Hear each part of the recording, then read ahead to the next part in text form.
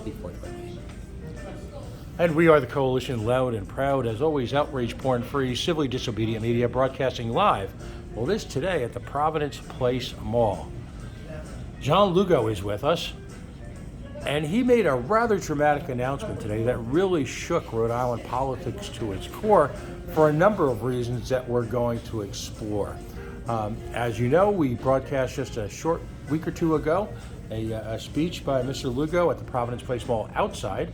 Today we're just sitting having a cup of coffee and we're going to talk Rhode Island politics for a couple minutes and give folks an idea of, his underlying reasoning, his motivations, and what type of election season this is going to shape up to be. First of all, Mr. Lugo, congratulations. I'm going to move the camera a little bit closer to you. Sure. We're literally at a nationwide sandwich chain inside the Providence Place Mall. You can tell by the logo. And by the way, the $5.99 value duet is the best deal in Providence. But talk to us. What did you announce today? So today I announced that I will be renouncing my candidacy from Lieutenant Governor, and I will now be announcing, well, I have already announced that I am running now for State Senate District 29, which will be primarily in Warwick. That's a significant change, yet the sound I hear off from the distance, particularly from the Republican Party, is applause and stamping of feet, similar to that you would have heard in the Boston Garden 2 weeks ago. Yes. And that's not to say people weren't excited about your candidacy for Lieutenant Governor, but clearly you seem to have struck a chord here with folks who are right of center on a number of issues, not just the obvious one. But what was the motivation? What brought you to this type of change? So in the past few months, there's been a lot of legislation that's been passed, that have been trying to get passed down at the State House. We have something that another senator brought up is the sexual education bill, and that was a very controversial one, which I went to the State House and fought against it. There was one about COVID where they were going to force vaccine shots or have to pay a $50 fine, which would disproportionately hurt the minority community. And now this gun legislation, the 2A, where it will be signed tomorrow by Governor McKee, where you would have to be 21 years old in order to purchase a rifle. 2, they reduced the magazine sizes of all semi-automatic firearms to 10. And lastly, being able to carry a rifle in public. Recently, it's been so divisive down at the State House that I feel as though the Lieutenant Governor position will have any impact, even if I advocate for these issues. It will be more advantageous if I actually ran for a seat in the office of Senate. In your announcement today, you talked about the process. What happened there with the 2A legislation? And, we use the word cheat. Do you feel that's too strong a word? What went down there? I think, to say cheat, I'm not going to use that word. Mm-hmm. They use a very unique strategy. In normal circumstances, all bills are proposed in the Senate Judiciary. And that's when people will come in, testify either for or against the bill. And then the Judiciary will then say, this is something that is worth putting up to the floor to vote. This particular instance, they did not do that. They did make a vote, but it was a tie vote specifically for the banning of or reducing the amount of rounds inside a magazine. However, they circumvented that specific process and they directly put that law into the floor vote. As long as you get 2/3 of the Senate to vote for it, it can still get passed, and that's what happened. And of course, that's inherent in that is the danger of any one political organization having that type of supermajority. Personally, my politics, which I don't go very often on the Coalition Radio Network towards, I like to think that I work hard to protect the rights of the individual, the ultimate minority. In this case, is it fair to ask the question, particularly of your opponent and other Senate leadership, why they even bother to have a committee process at this point? That's what upset a lot of individuals. Once we thought it shut down in the Senate Judiciary, we thought it was done. It was shelved and we won't have to worry about it. But the fact that they completely disregarded the Senate Judiciary and went directly to this what's the point if they already have the numbers in the Senate floor? What's the point of having a Senate judiciary if they're just going to keep doing a move like this in the future? So this type of bare knuckles approach to politics, where a group of people can really dictate to an entire community their will, inflict their will upon them, does that have any place in a democracy? No, of course not. In a constitutional republic, you should have some type of protections against minorities altogether. This is why in our country and a lot of our practices when it comes to law, we don't just have majority rule. Majority rule is not always the best thing. You want to be able to have everyone's rights, regardless if they're not the majority, to be protected. Now you've turned your sights. You're running for state senate from Warwick. Tell us a little bit about District 29. So District 29 goes all the way down to Commimicut, to Hoxie Four Corners. District 29 is mainly in Warwick, very close to the airport. We have other issues there. When it comes to our education down in Warwick, we also spend a lot of money when it comes to our education down there, and our test scores are not the greatest as well. So that's one of the things I want to bring up. We also have some small businesses that were still heavily shut down during the COVID pandemic that are still being brought back up. I'm working on that too. And luckily in Warwick, when it comes to law enforcement, there is pretty good over there. But there is some legislation that are happening at the State House.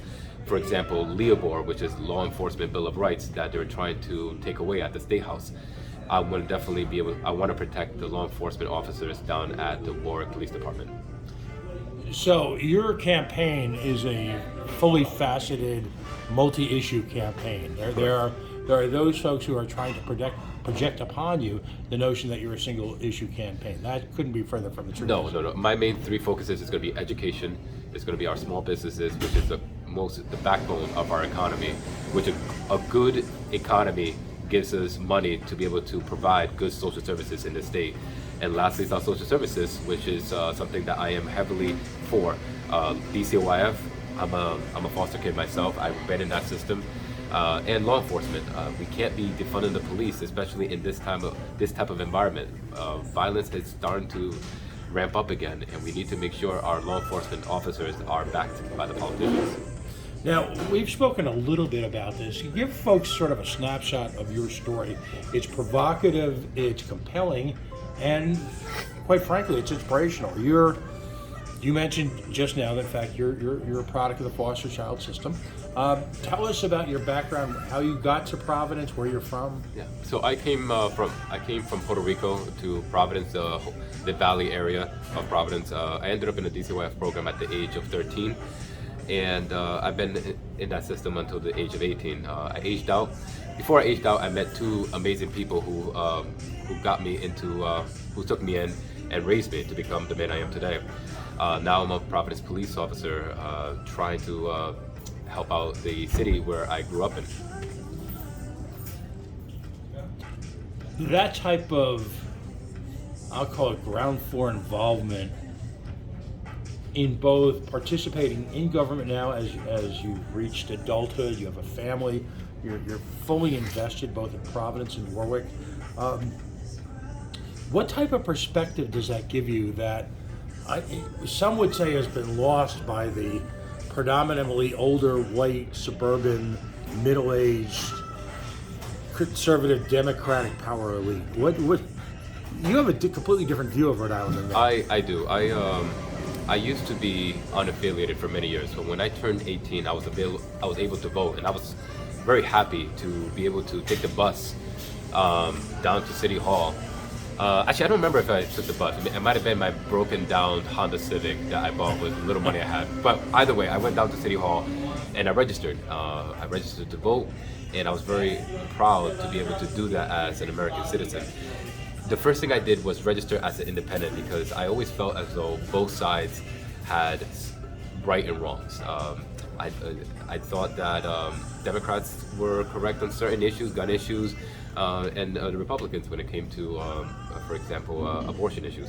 So I always considered myself unaffiliated. But the past 2 years, I've been seeing a huge shift in the Democratic Party, where now the Democratic left has really left me, and where I now was in the middle of both of them, now I'm considered Republican because the left has gone off the cliff.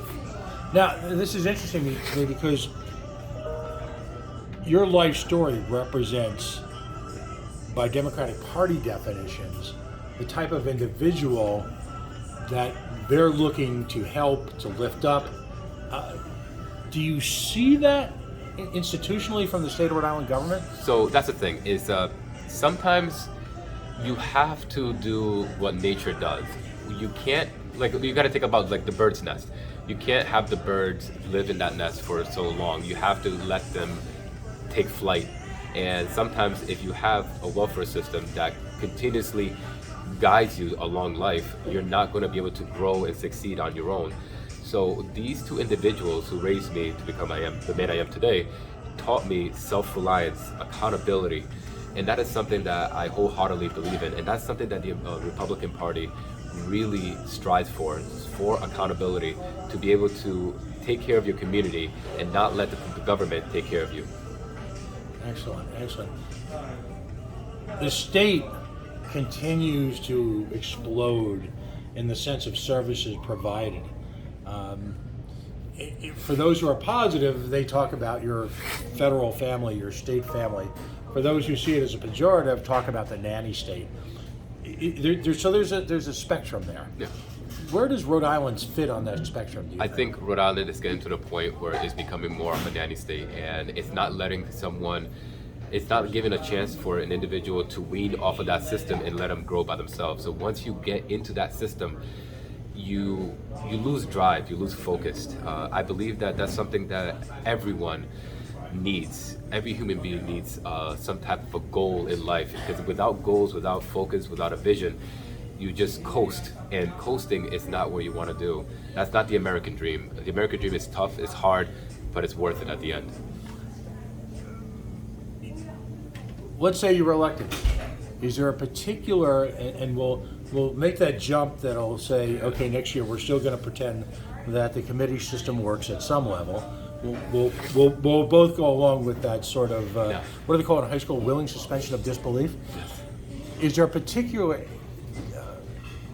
committee that you really want to find a home in as a Republican state senator? I don't know. I have to do more research as to which committee I'll be able to put myself in, or be forced into. I don't know the specifics. Mm-hmm. I do know that I have some legislation that I wanted to introduce. One of them will be immediately, if I get elected, is to bring back, if this thing does get signed by Governor McKee, is to put a bill that will counteract this bill that's coming up. In addition to that, the other bill that I'm going to introduce would be to do term limits. We need to do that as soon as possible. That will be the second legislation that I'll be putting in. There will be another legislation when it comes to small businesses. What I'm going to do is my area.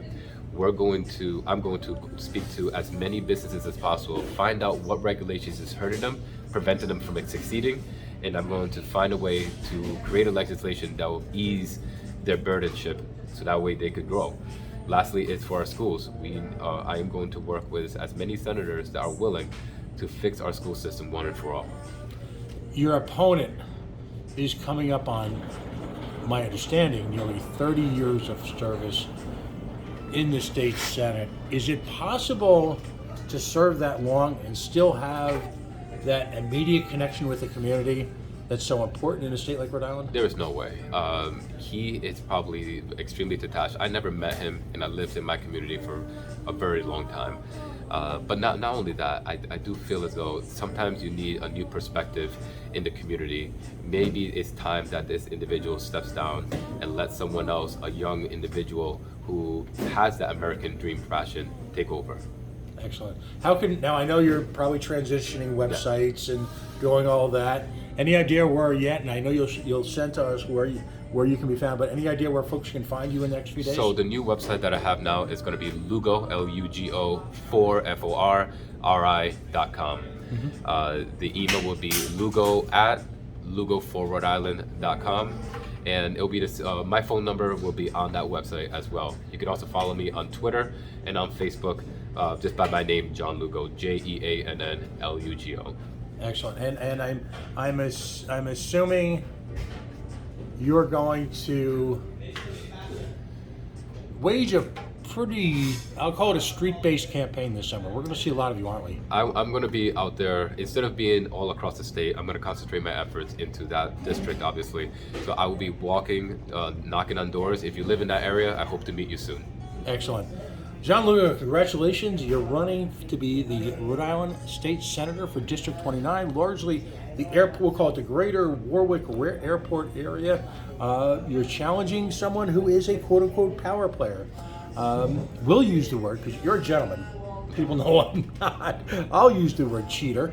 And I'm going to ask him at some point, sometime in the next week or so, what it's like to be a cheater and what it's like to undermine fundamental democracy in the state. We typically take a pretty even-keeled approach here, but I have to tell you, the behavior that took place in last week's Rhode Island State Senate, in its own way, was some of the most offensive political acts of treachery. How about that? It's a family show. Treachery that I've seen in the years, and I mean years, that I've been following Rhode Island State government.